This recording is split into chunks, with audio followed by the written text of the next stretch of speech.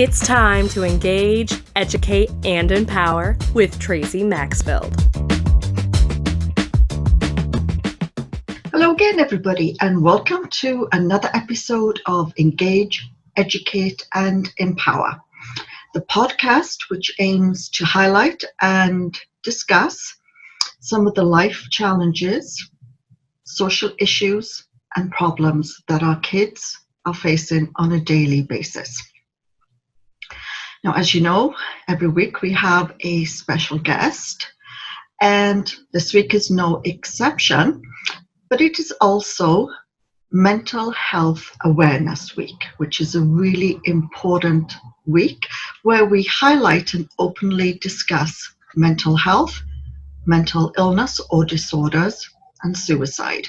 Now, personally, I think it should be a 365-day topic, because when you live with a mental illness or a mental problem or a mental health challenge, however you like to word it, it doesn't appear just for 1 week a year. It's with you day in, day out. And some days you can have good days and other days are not so good. And so today's special guest is going to be talking about mental illness, specifically the mental health challenges that he has experienced since he was a young child and continues to experience as an adult. So my very special guest today is Tommy Dalborg. And if the name sounds familiar, it's because we had his father Thomas on our very, very first podcast back on, oh my goodness, March 19th. Can't believe we've been going this long. Anyway, Tommy, he's a young guy. He is a staunch mental health advocate, a podcaster, and he actually has his own podcast, Strength Through Vulnerability, where he shares his struggles with mental health. He also discusses what holistic health is and why is it so important. He's a lover of puppies, aren't we all? And the New England Patriots. But most of all, he is a brother and a son. I love it.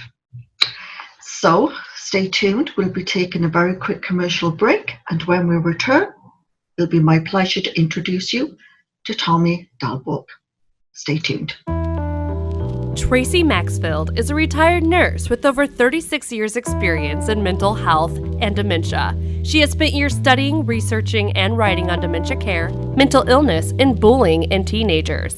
Tracey struggled with chronic depression starting in her 20s, and after years of intense workplace stress, bullying, and harassment, her chronic depression intensified. Tracey wrote her book, Escaping the Rabbit Hole, My Journey Through Depression, as a way not to only relieve her stress and anxiety, but to help her friends and family better understand depression. The book became an international guide for mental health awareness, allowing Tracey to focus her attention on helping children, teenagers, and their parents work through mental health issues and bullying. She travels all over the world to meet with schools, mental health advocates, and experts in the mental health fields.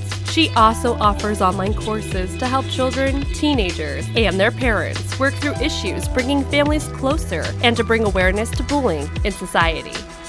For more information on Tracey, her mission, the show, Tracey's book, and offered courses, visit TraceyMaxfield.com. You can see the latest news on mental health, upcoming guests on the podcast, read Tracey's blogs and articles, and more. Plus, follow Tracey all over social media on Facebook, Twitter, Instagram, and YouTube to watch the podcasts. See her daily messages and motivation and learn about each podcast guest and experts. Plus, while you're on the website at TraceyMaxfield.com, be sure to sign up for the free monthly newsletter. Follow Tracey with her upcoming events, interviews, seasonal tips, and the latest articles discussing important mental health topics and issues. And when you subscribe, you'll get a free copy of Tracey's booklet, Why Our Kids Are Suffering and How We Can Help Them. Just go to TraceyMaxfield.com. Tracey is committed to bringing parents and their children closer to battle bullying and bring awareness to the mental health of children. That's why Tracey is offering her online courses to any adults, parents, children, and teenagers struggling during those hard times. Sign up for the course at TraceyMaxfield.com. You'll receive 8 full modules, over 12 videos, resources, and support discussing mental health, mood disorders, eating disorders, behavioral disorders, social media, drugs, suicide, risks and signs, and much, much more. Plus, you'll get access to Tracey's private Facebook group for individuals going through the same thing you are. Connect with others and share ideas, support, and motivation with Tracey helping along the way. Tracey's online courses is now for a limited time available for only $158. See all information online at TraceyMaxfield.com, where a brighter future is possible.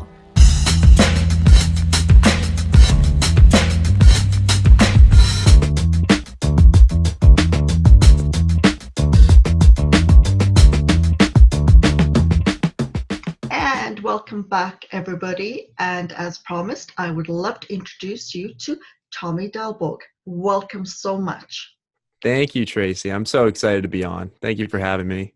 You're most welcome. And actually, I was thinking, as I was looking at you, I can see the similarities with your dad.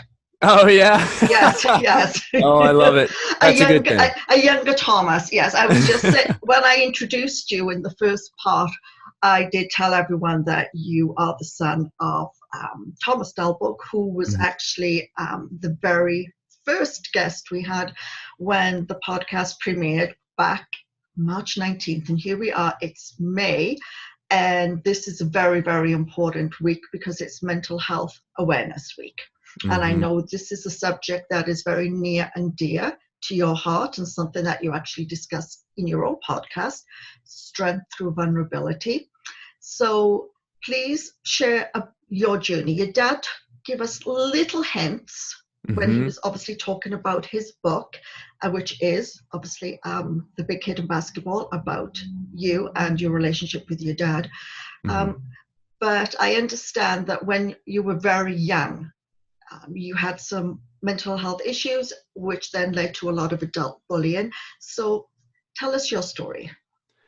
Yeah. Oh, man. You know, my dad tells this great story of when I was only 4 years old. I went over to my neighbor's house and I knock on the door, ring the doorbell just to go and hopefully see my friends and play with them. And the adult opens, I think it was my friend's mom opens the door and basically says to me that, Tommy, you're too big, so you got to go home. And I went home and immediately told my parents what was going on while I was crying. And you know, it's funny. My dad tells that story so great.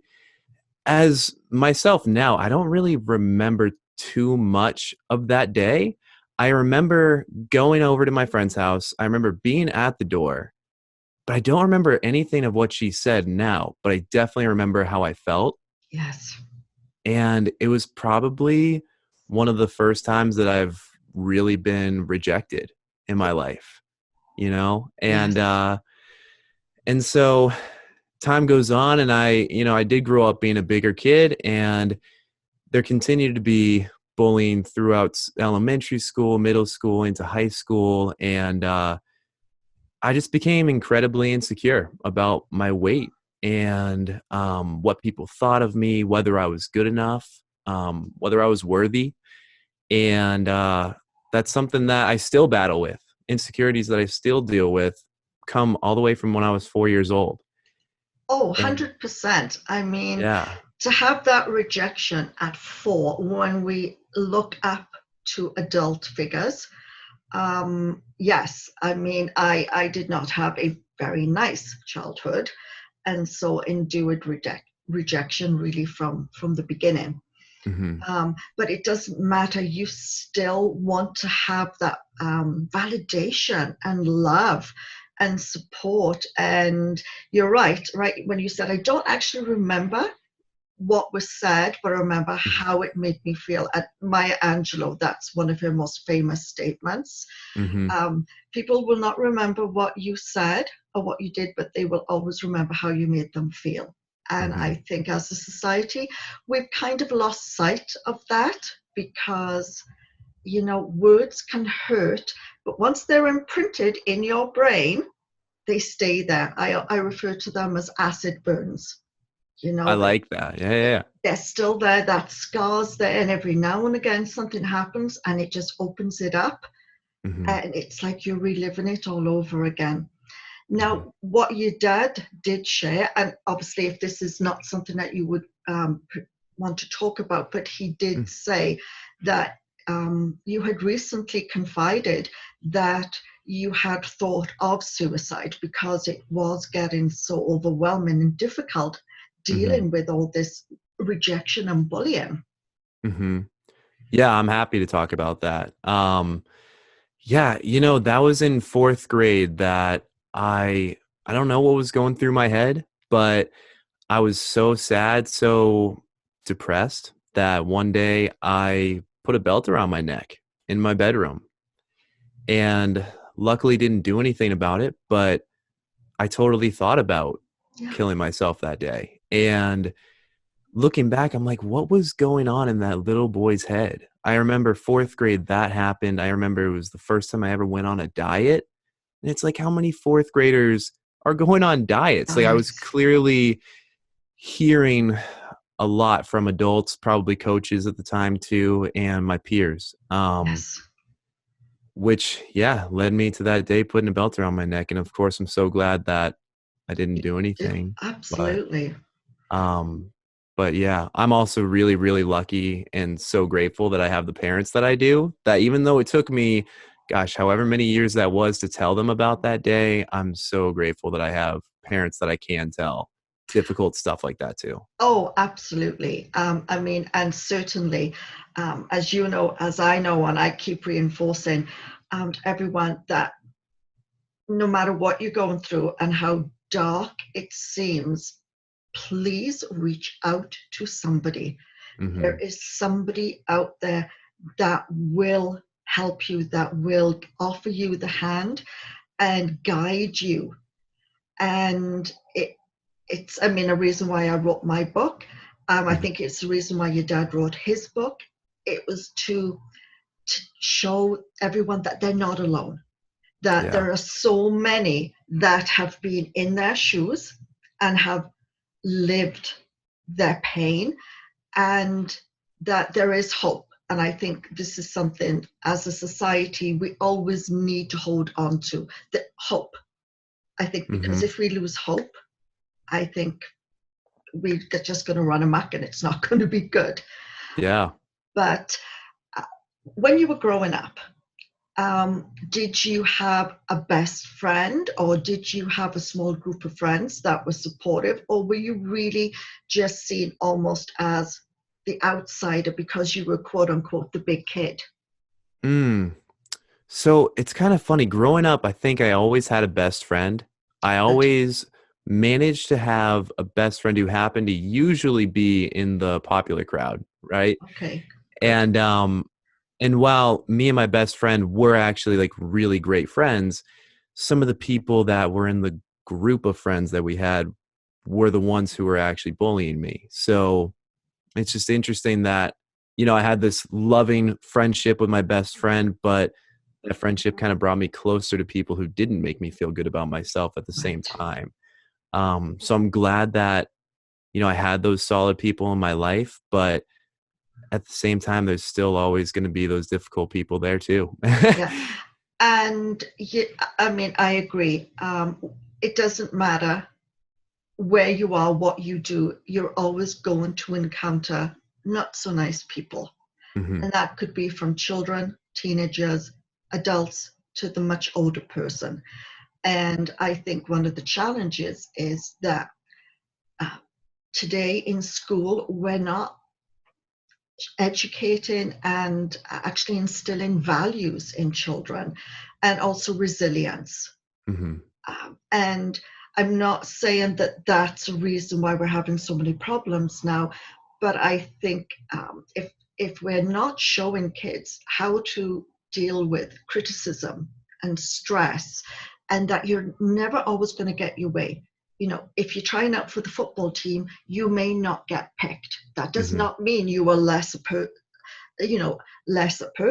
It Hmm. just means that maybe next time you have to train a little harder, or, you know, I always look at things that happen as learning opportunities. I think that's the only way we can, because if we think about it too long and hard, I always call them the ants in the brain. The automatic negative thoughts will take off, and Mm, you'll start berating and bullying and picking on yourself. And, you know, we are our own worst enemies. And then mhm. what may have been one little thing suddenly becomes multiple things, because you pull on every bad thing that's ever happened in your life.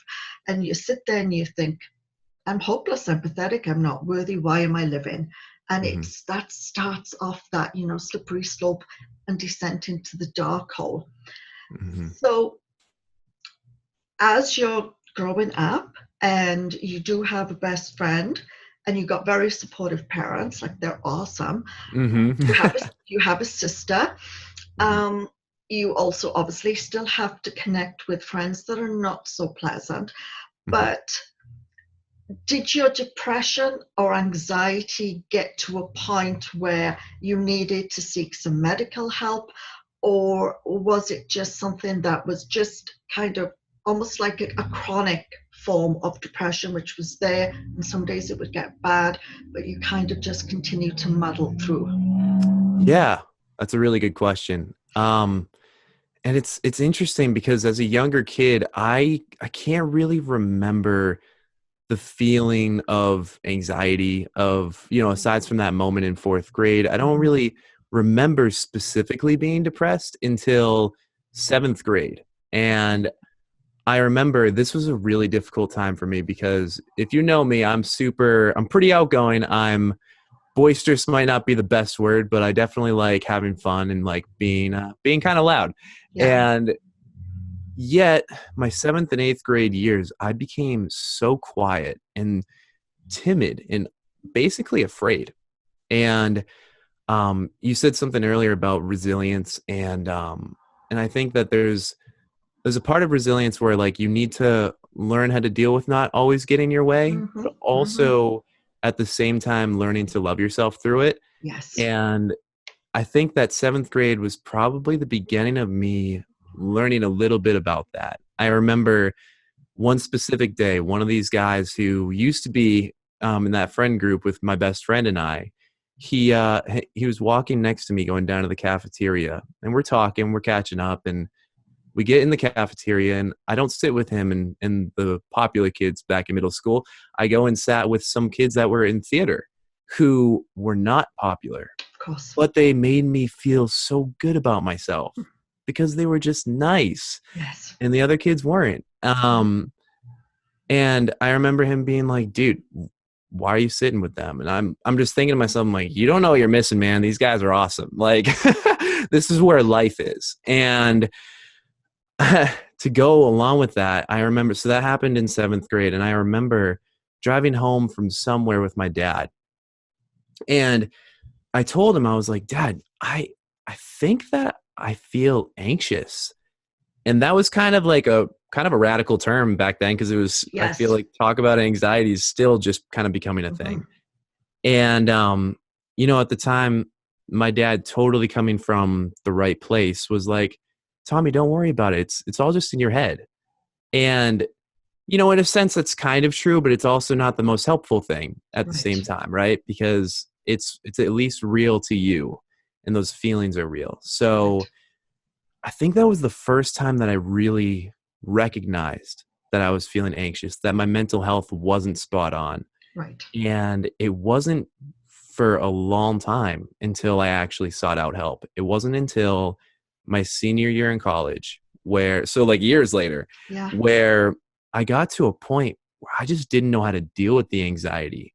I didn't know how to deal with the feelings of depression, that resilience that we just talked about. It wasn't really there. Right. If a difficult task came up, I would just get stressed and not know what to do with Yeah. it. Yeah.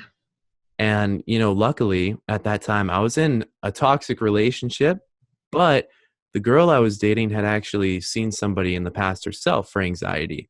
So she was actually the force that encouraged me to go and see somebody myself. And that's when I reached out to my parents and kind of told them a little bit about what was going on. And they recommended a really great friend who's a psychiatrist. And I went to him starting my senior year in college, and it's been so helpful. And Yes. I just try to emphasize to people that if you're struggling, like you said earlier, reach out for help, because there are people who are there who want to and will help you. Definitely. And I think it's interesting because, yes, your dad was right. It is all in our head, right? It Hmm. literally is. It begins Yeah. in our brain, but that doesn't make it any easier when you're trying to articulate what's Yes. going on. And I know this is what so many kids are struggling with today, is that, and what I'm hoping, like people like you and I, your dad, and the podcast is going to do is create that awareness and that education that, guess what? Mm. Kids do have mental illness. Hmm. Absolutely.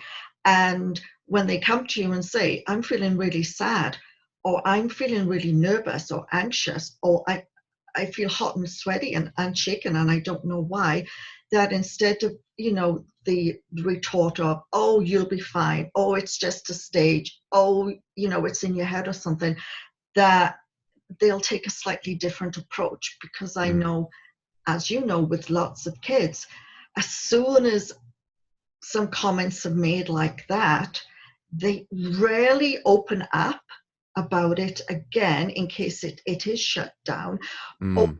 they begin to believe, well, they think I'm fine, so I must be fine.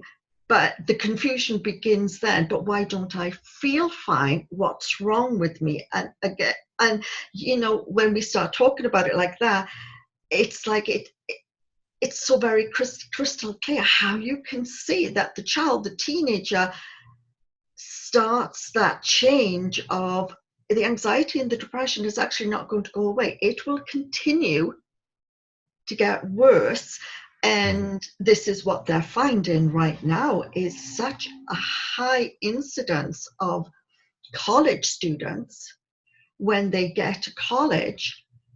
Everything that they've ever experienced throughout the school years, and they've managed to hold it together, or believe that when they've gone to college that everything will be okay, and all of a sudden they're faced with life situations and stressful situations, because most of them are moving away from home, so they're living on their Hmm. own. Even if you're in a frat house or a dorm, you may be surrounded by people, but you still have some of the life stressors.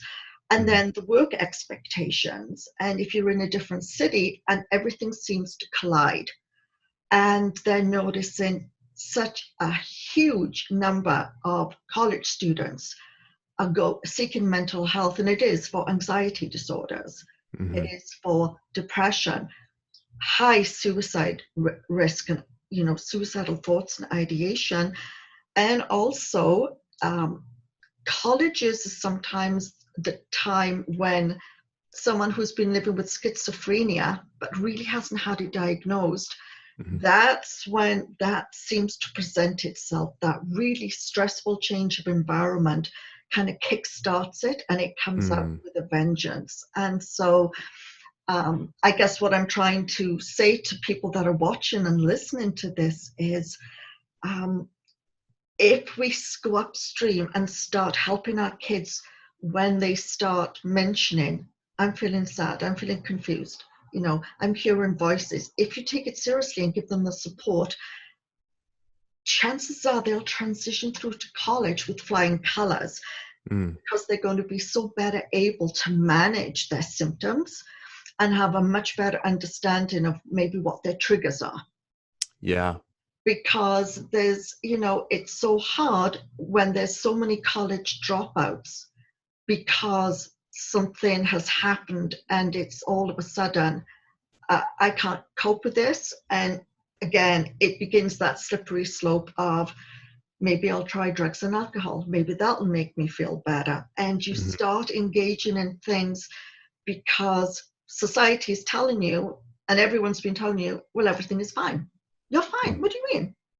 So, I mean, and again, it brings it back to the stigma, which is exactly what your podcast is doing, is, it's opening the door so we can all start talking about, guess what? Um, we all at one time are going to have a mental health challenge. Mm-hmm. It does not necessarily mean we will end up with an anxiety disorder or suicidal thoughts or depression. But this is life. There's no way anyone can sail through life and say, no, I'm fine. Nothing's happened to me. Mm-hmm. Death, failing an exam, not getting into the football team, breaking up with a girlfriend or a boyfriend after a long-term relationship. Mm-hmm. We call it mental distress. It's a mental health challenge. Mm-hmm. So what prompted you that's a very brave step to do a podcast.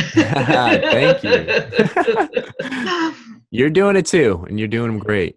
I know, and I would say we're both doing it because we want to send a message. Totally. And so, strength through vulnerability. Tell me about that. Yeah. Oh my gosh, you've said so many good things. I want to go back to something that you were talking about with parents, and when you hear about what your child is going through, when they come to you, instead of poo-pooing it or just trying to affirm them, tell them that they're fine, that research and trying to really dig into what's going on is so important. I heard this thing the other night, and this person was saying that you can't have empathy without understanding. Yes. And I love that. And it's just so important. And that's why the parents need to really dig into what these things are so they can get an idea of what their child's going through, especially if they've never gone through something like that. Yes. And so, along with that, Brene Brown, who's a researcher at the University of Houston, I think. I was just going to say, every single kid in school should sit through Brene Brown's videos. Yes, seriously. Seriously.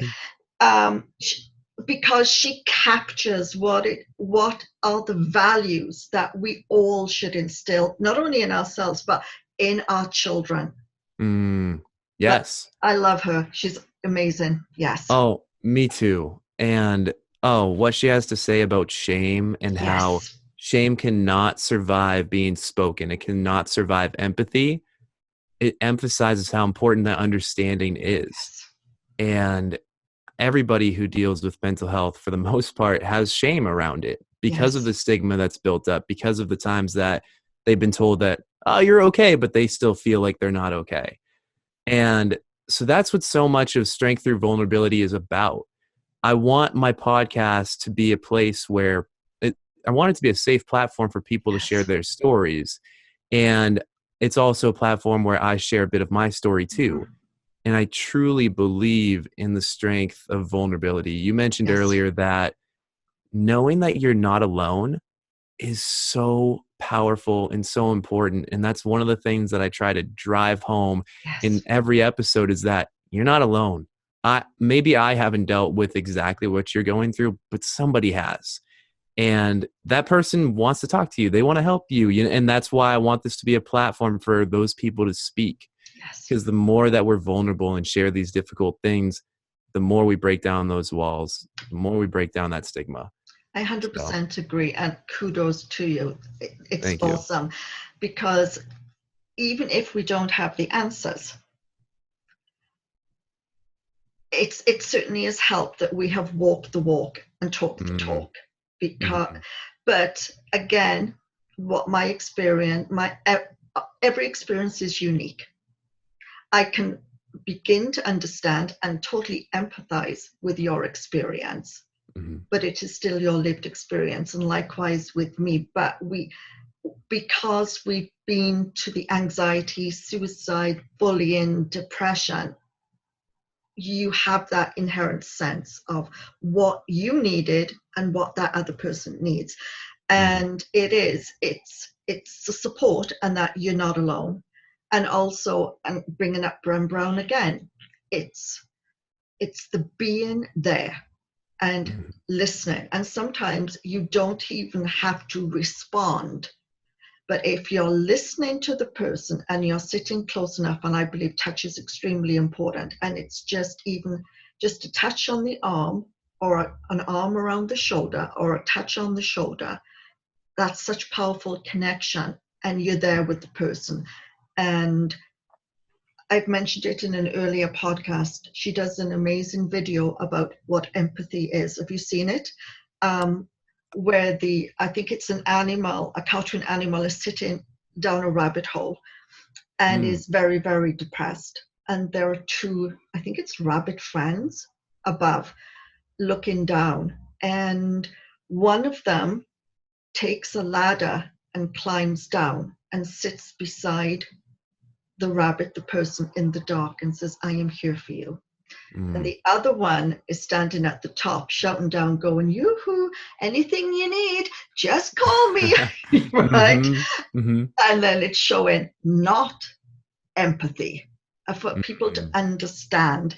And it is, I think it's just that being there. And sometimes being there does not necessarily, if you're not able to be there in person, it's that being there by computer. So, the Skype or the text or the phone call, it's that person that whatever time of day or night, whatever's going on in your world, you could contact that person and they will be there.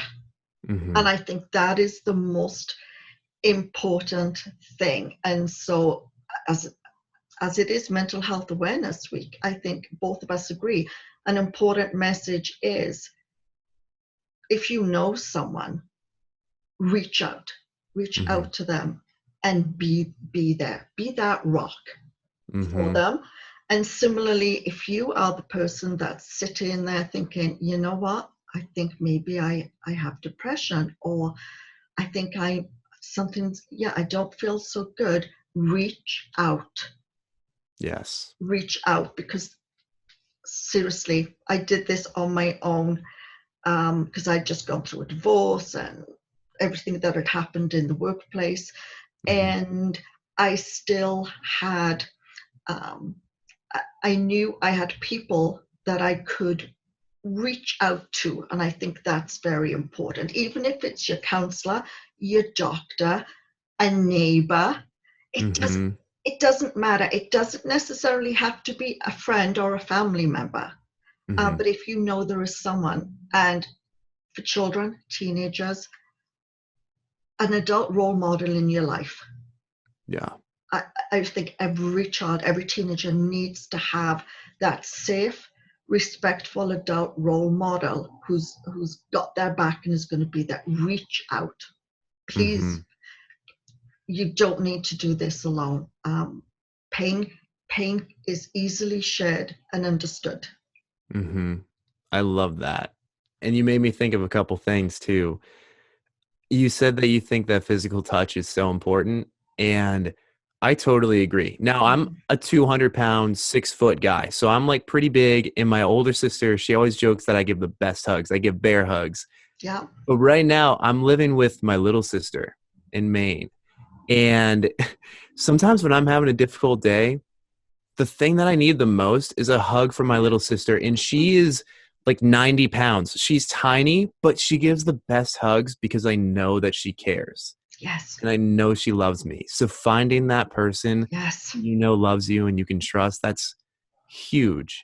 And you also made me think too about, I just watched this movie called Lars and the Real Girl. Have you ever seen that before? No, I haven't. Okay. Now I'm going to have to watch it. You should. It's brilliant. Very interesting movie. It's about this guy who he's played by Ryan Gosling. His name is Lars. Okay. Yeah. And my gosh, Ryan Gosling does a great job in this role because he plays a younger brother who's 27 and he's delusional.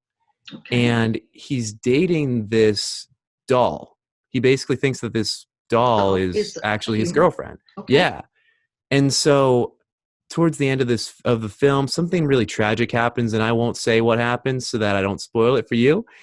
But the community around him just came over to his house one day, and Lars was like, forget exactly what his reaction was, but he felt like he needed to do something or say something. He's like, "Are we going to talk?" And one of the community members, this tough old woman from the church that he goes to, she's just like, Lars, sometimes in times of tragedy, you just need to sit. And I loved that. I was like, that's so powerful and so real and simple, but hard. Yes. So I just think you're spot on. Sometimes it really just takes being in the same room with somebody, letting them know that you love them. It does. And I think this maybe is why so many people are saying, well, I don't know what to do and I don't know what to say. What if I Mm. say the wrong thing? And it's like, no, because sometimes words are not necessary, really. Yes. When I know for me personally, when the depression was so bad that I couldn't even think properly, and Mm. every thought, and I know what you say, at college, everything was just so overwhelming. Hmm. It's like I can't process anything. So really having someone sitting next to me offering constant reassurance and positivity was not what I wanted, Mm. because the brain was so overwhelmed. It was just like chatter and Hmm. noise. And sometimes you just want peace, you just want stillness, but you can feel that body warmth, that connection right there. Yes. And and it's strange to describe, but it immediately gives you peace. It does. It is comforting, because we all pick up on body language, and you'll know if the person sitting next to you does not want to be there. Yeah, totally. You will know, and please tell them, go back. Tell, Yeah. honestly, because what happens is that you start to make them feel better, and it doesn't help you. Mm. So it's when I say to people, you don't know what to do, phone them up and invite them for a cup of coffee. If they don't want to go, then go over to their house with coffee. Mm. Take a treat and say, you know what? We don't have to sit and have a chat. I'm going to make the tea. I'm going to sit right next to you, and we're going to have tea together. And if it's silent, it doesn't matter. I need you to know I'm here for you. That does so much. That empowers the person so much, Mm. that there is so much comfort and trust in the ability to sit next to someone and not even say a word, but be sharing a moment over a cup of tea of stillness. But it conveys so much love and support. And I Mm. think that's what people need to understand. We're not asking you to come and cure us. We're not asking you to try and make the day brighter. We're Hmm. asking you to be loving and understanding on our terms. Hmm. And sometimes it is just sitting there with a cup of tea or a cup of coffee. Totally. I totally agree. Yeah. I love And that. and I think sometimes it's the same with kids. Um, if you have a child or a teenager that is really struggling, they most of the time they will not want to talk, Mm. because they're trying to understand their emotions. But if you take the time to go and be with them in their space, so if they're lying on their bed, then you go in, and if you don't want to sit on the bed, sit on the floor, because I think it's really important that people to understand you need to get on the same level. Mm. Because when you're standing up looking down, it's authoritarian and it's Yes. uncomfortable. So get on their level. And, sometimes you may just be flicking through comic books or a book or looking at art or something. But what, and the conversation could be something like, I know you don't want to talk, but I want you to know how proud I am and how much I love you. And I'm here for you. And whatever you need, I need you to know I'm here. And over time, if you keep doing that, over time, you may find that your kid starts opening up, Mm. because it's trust, and it's not a one-off. And this is important. You've got to keep doing it, because lots of kids perceive that your life is so busy and stressful that they don't want to bother you. They don't want to add to what you're going through. Hmm.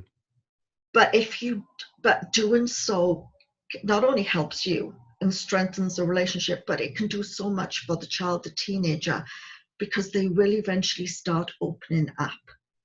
Yeah. And once they open up, that's when help can be sought. And sadly, there's been so many kids that have chosen to end their life by suicide. And we need to stop that. I mean, we're losing a generation of kids, and like the suicide rate is this, it's the second leading cause of death in kids aged 5 to 24 in the world. Isn't that horrific? It's awful. It's horrific. And next year, I guarantee you, it's going to be the leading cause of death.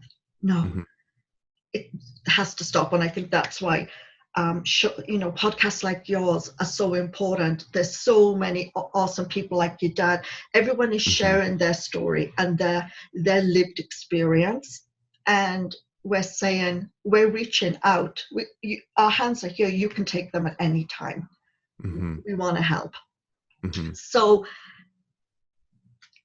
getting back to, as you know, my focus is children and teenagers. As a young guy yourself, because I'm old enough to be your mother, quite easily. Oh my gosh. Watching this, there could be parents or a parent of a child of a teen who they think is being bullied or struggling with anxiety or feeling really sad. Or it could actually be a teenager sitting, watching this. You're able to relate more because you're still in that age dynamic. Your experience is still recent. Knowing what you went through and where you are today, what would you say to them? How can you guide them? To the parents, I would say, just be with them. I think that you really hit the nail on the head. Is that the right phrase? That's the right phrase. There we go. I think you really nailed it when you say that you need to meet them where they're at, go to their level. I remember some of the best moments for me were when I was just laying on my bed feeling depressed and unworthy, and my mom would just come in and just lay down next to me. Yes. Whether she would say anything or not, it was amazing because I knew she loved me. She was just there. She also really helped me to have a healthy relationship with crying, which I think is something hard for men. Yes, because we don't want to be seen crying. But I actually see crying as one of my favorite stress relievers now, and that's majorly because of my mom telling me that it's okay to cry. Yes. So I think that's the message. Meet your kids where they're at, and whether that involves talking or not. To the kids, to the college students, middle school, high school, elementary, wherever you're at, it's to actively seek out someone you can trust and talk to. And I say actively on purpose because a lot of times I think we can just kind of sit in our own thoughts and just be like, I wish there's somebody I could talk to, or even just contemplate. But you really need to be active and seek out whoever that is. If you have a parent who is a good parent and wants to talk to you and is there for you, use them, talk to them, open up. But not everybody has the luxury that I have of two great parents, let alone one. So maybe it's a counselor, maybe it's your gym teacher, maybe it's your baseball coach, but actively seek out somebody you can reach out to and know that you're not alone. I agree. And it could be your best friend's mom or dad. Yeah. A neighbor, grandpa. There is somebody, but please reach out. Reach out. And once that happens, life will start getting better for you. You really will. I always talk about coming out of the darkness and seeing a speck of light. Yeah. I never ever thought it would happen when I was down the rabbit hole. I can tell you it will. It will, but you won't be able to do this alone. And that's not because you're weak. It's because when you're dealing with bullying or where you're dealing with a mental illness, it can be so overwhelming as you're trying to deal with everything else that life is throwing at you. And honestly, I'm 56. I would find it very difficult to be a teenager today because they are having to deal with so many adult situations, pressures, and exposed to so much that I never was. And so, I am constantly in awe of what teenagers have to go through and how they get through it and navigate the system. But you need help. You can't Totally. do everything on your own, and just that support, even if it gives you the guidance and the strategies for you to figure out another plan, that's awesome. Hmm. But there is someone out there. And so Mental Health Awareness Week. I said at the very beginning, I feel it should be 365 days a Yeah, year. right. but Agreed. but I understand we're in a society where, we really only have the opportunity to create awareness about a specific topic per week, and there's only 52 weeks in the year. Yeah. So I think, to people that are listening and thinking, why should I come and check out his podcast? What would you say to them? I'd say because it's real Yes. and it's my story and it's stories of people going through stuff just like you. And And we want to help. sorry, I didn't mean to interrupt you. No, And you're what I fine. also wanted to say is, both of us advocate for holistic approach. Hmm. I think, and what I like about your podcast is that is discussed as well. Counseling is important, 100%. If you have to take medications, then there is a reason why the psychiatrist or doctor has started you on them. It does not necessarily mean you're going to be on them for the rest of your life. They Hmm. may just be something as a temporary measure. But to get truly well, there are so many other things to look at. And so I'm going to pass it to you. Holistic health, what does that mean to you? Yeah. Oh, holistic health. I love it. So to me, it's focusing on the spirit, the mind, and the body. And gosh, a lot of my journey started with the body. Mm-hmm. I was, like we mentioned earlier, bullied for so long about being heavy that eventually that became an area where I really put some work in, and I ended up losing 80 pounds. And it's funny because at my heaviest, I was 273. And now I fluctuate in the 190 somewhere. And despite losing the 80 pounds, once I got there, I realized, wow, I'm still anxious and I'm still not super happy about myself. And that's when it became so clear that, okay, taking care of my body is super important. Eating well, getting the sleep, that helps so much. Definitely. But there's stuff that needs to be taken care of in your head too, Tommy. And Yes. and that's when I ended up seeking out professional help. And when I talk about spiritual health, that can mean a lot of different things for Yes. different people. They can dive into their faith and maybe they have a really great faith-based community. We're human. Humans are designed to be around people, right? So like wherever you can have good community, go there. That's important. Yes, I agree. Yeah. And whether it's meditation or I've been taking cold showers every morning because when you take a cold shower, it kind of makes your body feel like you're going to have a panic attack and you force yourself to breathe through it. And to me, all of those things are mind, body, and spirit. And you need to focus on all of them to be a holistic person. I agree. So yeah, that's what I think about holistic health. I think it's everything. I agree. It's mindfulness as well. It's Yes. gratitude. You can journal, creatively express yourself in art, poetry, music.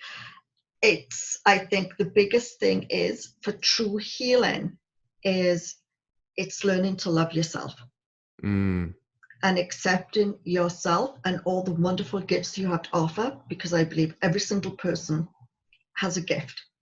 yeah. And unfortunately, so many people don't draw on their gifts or don't fully utilize them out of fear, Mm-hmm. or maybe because they're so caught up in doing other things that it's not something that they can embrace right now. But we all have a place in this world. Absolutely. Mm-hmm. And it's when we start appreciating ourselves and what the world offers. And that's your mindfulness. I mean, meditation, that's another thing. It's getting to realize that you are part of something that's much, much more, much greater. but you're still a very essential part of that, and to live your best life. So, Tommy, I've actually run over by a little bit, but that's not a problem. I'll make my outro short. I love it.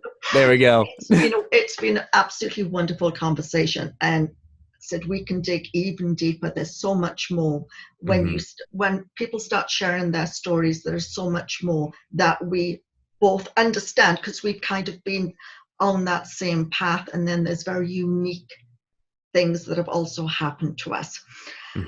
So before we take a commercial break, two things. First of all, I want to thank you so very, very much for being on the show, and especially during Mental Health Awareness Week. I think it's really important that we keep spreading the message that there's no shame in having a mental illness, and that there is someone out there who will offer you support, guidance, and be there. I totally agree. And thank you so much for having me. I love your passion around all of this, and it's been a blast talking to you. So I hope you have me back on, because I'd love to talk some more. Oh, definitely. You are. I had to make the same promise to your dad. Awesome. Because there's so much more to share, and an hour just doesn't have that opportunity. But returning guests definitely are on the list. And actually, before we go to commercial break, where you'll actually see all the social media links and also the link to connect with Tommy through his podcast. Because it is Mental Health Awareness Week, I am going to offer 2 signed copies of my book, Escaping the Darkness, My Journey Through Depression. So what you need to do, if you'd like a copy, is go to my website, www.TraceyMaxfield.com, click on the contact form, and I want you to send me, obviously, your name and email and your mailing address, but I want you to tell me, what is the name of Tommy's podcast? I love it. So if you haven't listened, you need to go back to the beginning now and listen. So good. So thank you so much again, Tommy. I'm going to take a very quick commercial break, and I'll be right back. Tommy Delborg is a mental health advocate and a podcaster. Tommy is the host of the podcast Strength Through Vulnerability, where he talks about his struggles with mental health, the importance of holistic medicine and holistic health, along with personal interests. In his podcast, he helps listeners come to terms with mental health illnesses, going through the grieving process in difficult times, and helping individuals during stressful times, whether it be financial, personal, relationship, or societal. He talks about vulnerability, honesty, and the desire to help other people. He also helps individuals work through the emotional numbness of isolation and being able to process emotions in a healthy way. Find Tommy's podcast on apple.com, titled Strength Through Vulnerability. You can also find him on social media at facebook.com/Tommy.Delborg, on Instagram at Tommy Delborg Jr., and on LinkedIn also at Tommy Delborg Jr.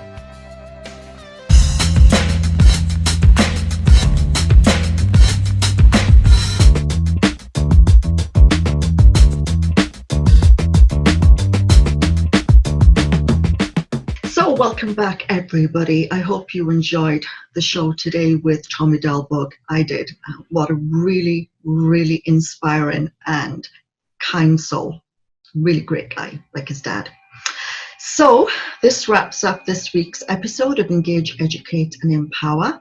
And as it is Mental Health Awareness Week, what I want to say to you is, please, if you are sitting there and you're struggling with emotions, feelings you don't understand, if you have a confirmed mental illness or mental disorder, or you're just experiencing some very stressful life events, please reach out to someone. And to those of you who know of someone who's having a difficult time, after this podcast, please, if they live close by, go drop by and pay them a visit. Give them a phone call, do a Skype chat, or just send a text. Please check in on them.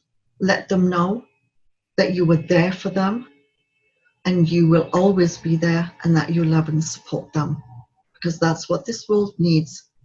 Kindness, love, and having someone who's on our side and in our corner and just being there. So thank you again for joining me.